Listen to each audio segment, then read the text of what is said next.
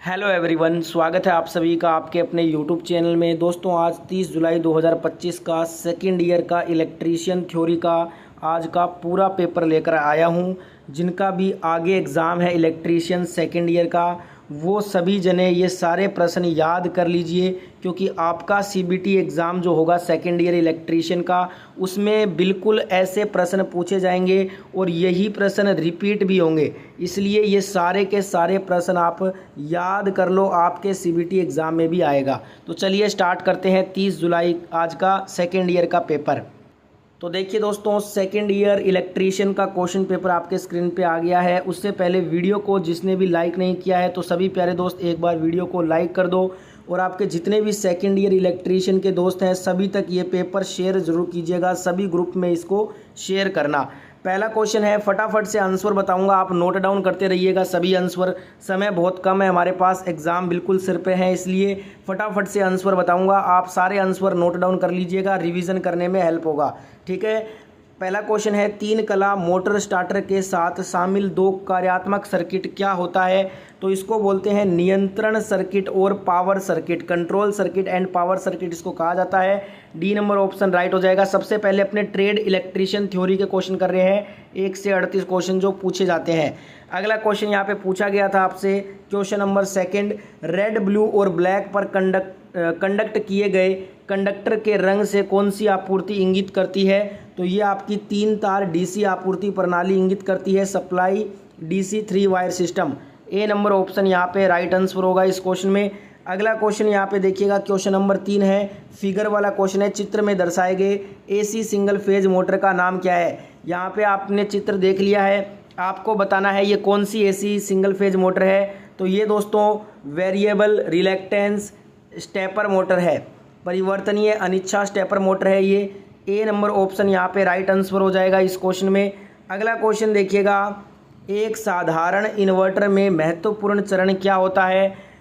Question number 4 है ये। एक साधारण इन्वर्टर में जो महत्वपूर्ण चरण होता है वो दोलक, एम्पलीफायर और ट्रांसफार्मर उत्पादन चरण। ये आपका साधारण इन्वर्टर का महत्वपूर्ण चरण है, दोलक, फिर एम्पलीफायर और ट्रांसफार्मर उत्पादन चरण। ठीक है, oscillator, amplifier and transformer output stages. D number option right हो जाएगा। ये सब कुछ मैंने आपको सेकेंड ईयर थ्योरी में पढ़ाया है, प्लेलिस्ट चेक कर लेना। प्लेलिस्ट में आपको सेकेंड ईयर की सारी वीडियो मिल जाएगी, जिसने नहीं देखा है प्लेलिस्ट चेक कर लीजिएगा। यहाँ पे एक्सप्लेन नहीं करूँगा, यहाँ पे बहुत सारे पेपर आए हुए हैं मेरे पास, उनको सोल्यूशन करवाना है। आपके पास भी समय कम है, मेरे पास भी समय कम है, इसलिए फटाफट से आंसर देखेंगे और ऐसे पेपर ही आपका सीबीटी का आएगा आपके शिफ्ट में। तो सारे प्रश्न आप याद कर लो, एक भी प्रश्न को स्किप मत कर देना भूल के भी।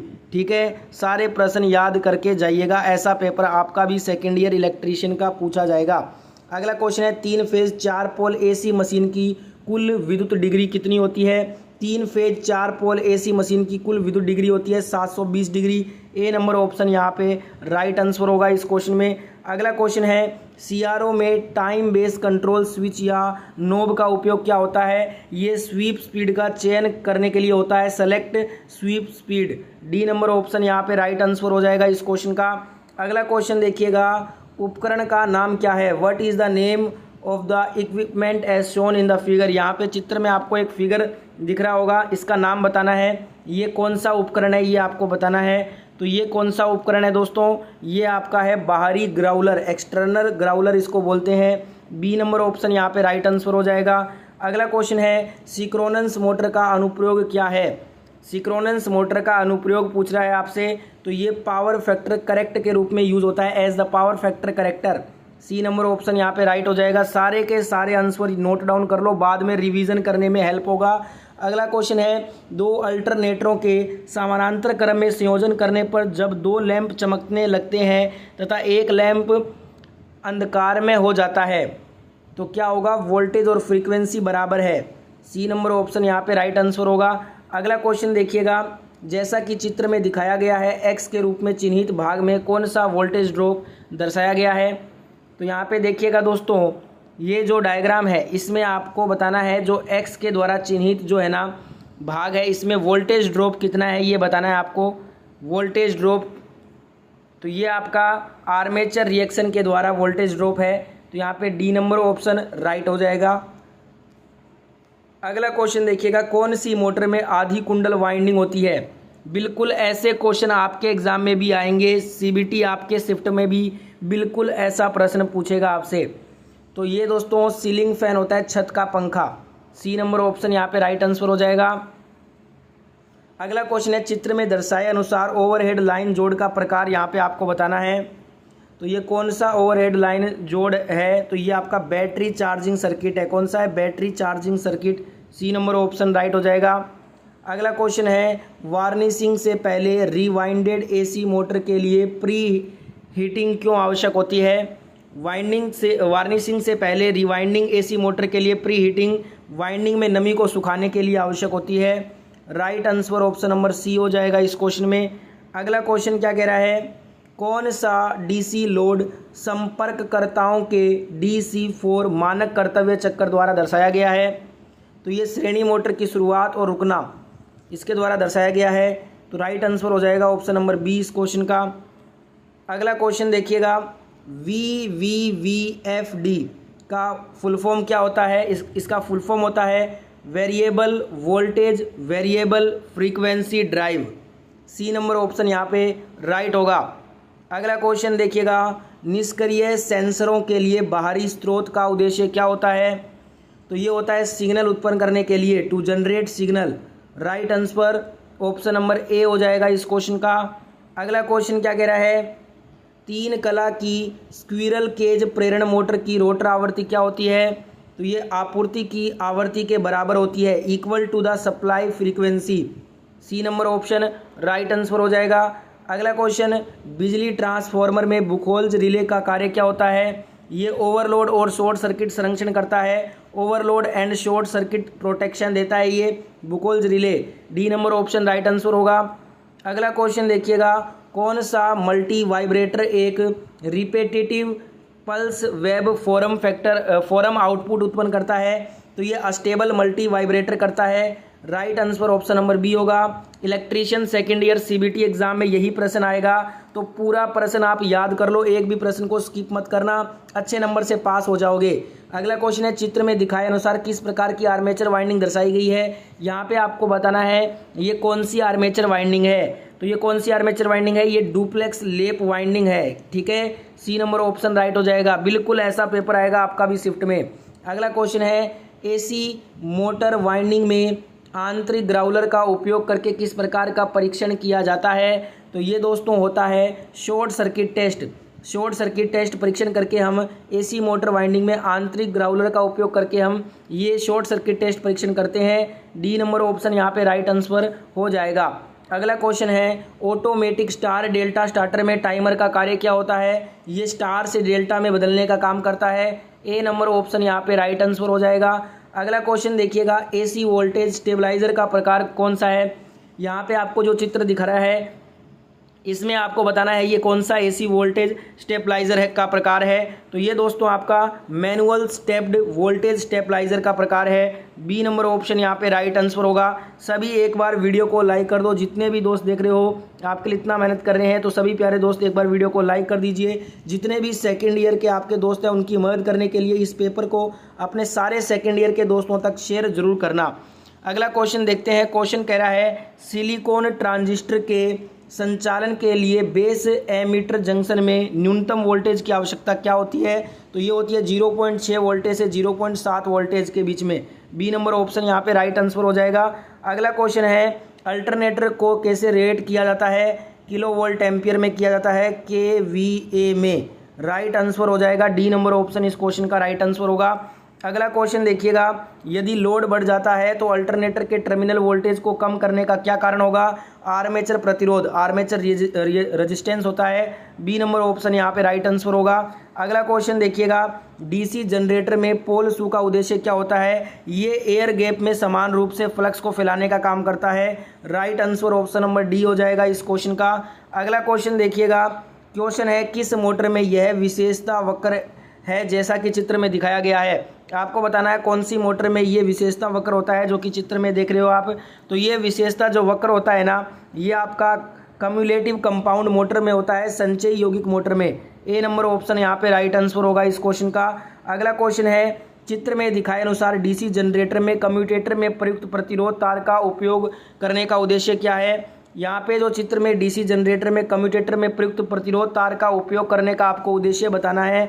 तो इसका उद्देश्य क्या होगा दोस्तों, वर्तमान दिशा के सुचारू उलटफेर के लिए, for smooth reversal of current direction. वर्तमान को करंट कहते हैं, ये शुद्ध हिंदी नीमी में है, इसलिए वर्तमान लिखा हुआ है करंट का नाम।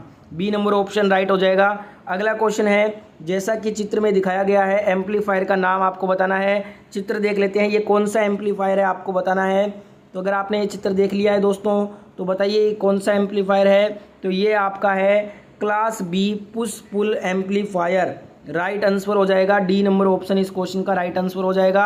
अगला क्वेश्चन देखिएगा, चित्र में दर्शाए अनुसार डीसी ड्राइव में अभिलक्षणिक वक्र का नाम क्या है। डायग्राम वाले क्वेश्चन बहुत ज़्यादा पूछे गए हैं आपके पेपर में, तो ये आपको बताना है। ये डायग्राम जो है ना, ये आपने देख लिया है, ये आपको बताना है दोस्तों कि ये डीसी ड्राइव में अभिलक्षणिक वर्ग का इसका नाम बताना है आपको। डीसी ड्राइव में अभिलक्षणिक वर्ग कौन सा है ये, तो देखते हैं इसका नाम क्या है। ये आपका गति बनाम बला घूर्ण विशेषता, स्पीड वर्सेस टॉर्क कैरेक्टरिस्टिक्स।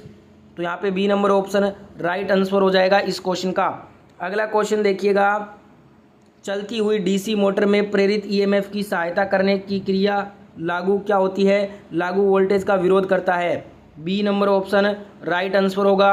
अगला क्वेश्चन देखिएगा, एसी और डीसी मोटर्स में गति नियंत्रण के लिए कौन सी नियंत्रण प्रणाली बहुत कम बिजली की खपत करती है।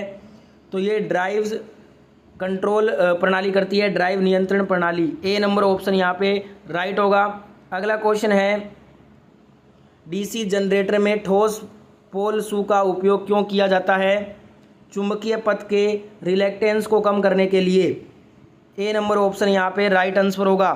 अगला क्वेश्चन देखिए, घरेलू उपभोक्ताओं के लिए अपनाई गई एसी वितरण लाइन में वोल्टेज अनुपात क्या होता है। ये 415 वोल्टेज बटा 240 वोल्टेज होता है। बी नंबर ऑप्शन यहाँ पे राइट आंसर हो जाएगा। अगला क्वेश्चन है, नीचे दर्शाए अनुसार कौन सा लॉजिक गेट सत्य तालिका को संदर्भित करता है। ये जो लॉजिक गेट दर्शाया गया है ये किस सत्य तालिका को संदर्भित करता है। Truth table as shown below. तो ये आपका एंड गेट को दर्शाता है। किसको, एंड गेट को। ए नंबर ऑप्शन यहाँ पे राइट आंसर हो जाएगा। अगला क्वेश्चन है, चित्र में दर्शाई गई गति नियंत्रण की विधि कौन सी है। ये आपको बताना है। स्पीड कंट्रोल का कौन सा मेथड है, ये गति नियंत्रण का कौन सा विधि है ये। तो ये है दोस्तों आपका कैस्केड ऑपरेशन। कैस्केड ऑपरेशन गति नियंत्रण का विधि है ये। डी नंबर ऑप्शन राइट हो जाएगा। अगला क्वेश्चन है, डीसी कंपाउंड मोटर के घूर्णन की दिशा बदलने के लिए आर्मेचर धारा की दिशा बदलना बेहतर क्यों होता है। मोटर विशेषताओं को बनाए रखने के लिए। ए नंबर ऑप्शन यहाँ पे राइट आंसर हो जाएगा। देखिए 1 से 38 तक ट्रेड इलेक्ट्रिशियन थ्योरी के क्वेश्चन कंप्लीट हो गए हैं। अब 1 से 6 तो जो क्वेश्चन आपके डब्ल्यूसी के पूछे गए हैं वो देख लेते हैं। तो पहला डब्ल्यूसी का क्वेश्चन पूछा है, लंबाई में परिवर्तन को किस संकेत से दर्शाते हैं। तो ये आपका इस संकेत से दर्शाया जाता है, डीएल से। ए नंबर ऑप्शन यहाँ पे राइट आंसर हो जाएगा। बहुत ही आसान क्वेश्चन आए हैं वर्कशॉप के। दूसरा क्वेश्चन यहाँ पे वर्कशॉप का पूछा है, कौन सा सूत्र है ये, ए एम बटा में ए एन। ठीक है, तो ये आपका है A M minus N, right answer हो जाएगा सी नंबर ऑप्शन। अगला क्वेश्चन देखिएगा, डब्ल्यूसी का तीसरा क्वेश्चन पूछा है, साधारण ब्याज में प्रिंसिपल को किस तरह से निरूपित किया जाता है, पी से। सी नंबर ऑप्शन यहाँ पे राइट हो जाएगा। क्वेश्चन नंबर 4 पूछा गया है आपसे, विकृति की इकाई क्या होती है, what is the unit of strain. इसका कोई भी यूनिट नहीं होता, तो right answer option number D हो जाएगा। अगला क्वेश्चन पूछा गया है, ए माइनस बी का होल स्क्वायर का सूत्र क्या होता है। ए माइनस बी का होल स्क्वायर का सूत्र होता है A square minus 2ab plus B square. D number option यहाँ पे राइट आंसर होगा इस क्वेश्चन का। डब्ल्यूसी का छठा नंबर क्वेश्चन पूछा है, साधारण ब्याज में साल को कैसे दर्शाया जाता है, एन से। बी नंबर ऑप्शन यहाँ पे राइट आंसर हो जाएगा इस क्वेश्चन में। तो यहाँ पे हमारा जो 1 से 6 क्वेश्चन डब्ल्यूसी का पूछा गया था वो कंप्लीट हो गया है। अब अपने इंजीनियरिंग ड्राइंग, जो इंजीनियरिंग ड्राइंग के 1 से 6 क्वेश्चन आए हैं इस पेपर में वो करेंगे। ड्राइंग का पहला क्वेश्चन पूछा गया है कि मोटर को चालू और बंद करने के लिए किस उपकरण का उपयोग किया जाता है? स्टार्टर का उपयोग होता है। ए नंबर ऑप्शन यहाँ पे राइट आंसर हो जाएगा। अगला क्वेश्चन पूछा गया है ड्राइंग का दूसरा क्वेश्चन, इस प्रतीक का नाम बताइए। What is the name of the symbol? देख लेते हैं कौन सा सिंबल है, ये बताना है ये किसका सिंबल है। तो आपने सिंबल देख लिया है, अब देखते हैं ऑप्शन। तो ये आपका कंडेंसर माइक्रोफोन का सिंबल है। सी नंबर ऑप्शन यहाँ पे राइट आंसर हो जाएगा। नेक्स्ट यहाँ पे तीसरा पूछा था फोटो डायोड कौन सा है, तो ऑप्शन दिए हुए थे, जैसे कि ये तो होगा नहीं फोटो डायोड। अब देख लेते हैं फोटो डायोड का सही सिंबल क्या है। तो ये आपका सही सिंबल है फोटो डायोड का, तो correct answer option number C हो जाएगा इस क्वेश्चन में। नेक्स्ट यहाँ पे ईडी का क्वेश्चन पूछा था, इलेक्ट्रिकल और इलेक्ट्रॉनिक सर्किट में माइक्रोफोन के लिए उपयोग किए जाने वाले प्रतीक को पहचाने। माइक्रोफोन का सिंबल आपसे पूछा है, तो माइक्रोफोन का सिंबल ये होता है, ठीक है, ये आपका माइक्रोफोन का सिंबल है। Right answer option number A हो जाएगा। नेक्स्ट यहाँ पे क्वेश्चन पूछा था ईडी का, प्रत्यक्ष और प्रत्यावर्ती करंट के लिए प्रतीक बताइए। Identify the symbol for direct and alternating current.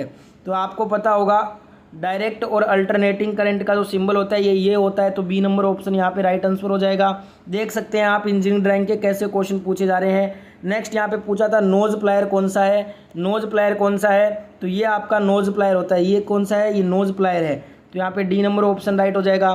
तो ये था दोस्तों आज का 30 जुलाई का सेकेंड ईयर का इलेक्ट्रीशियन थ्योरी का पेपर।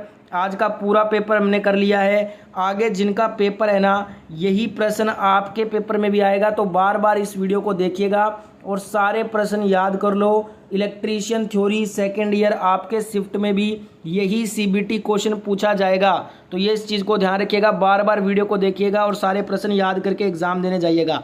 जय हिंद।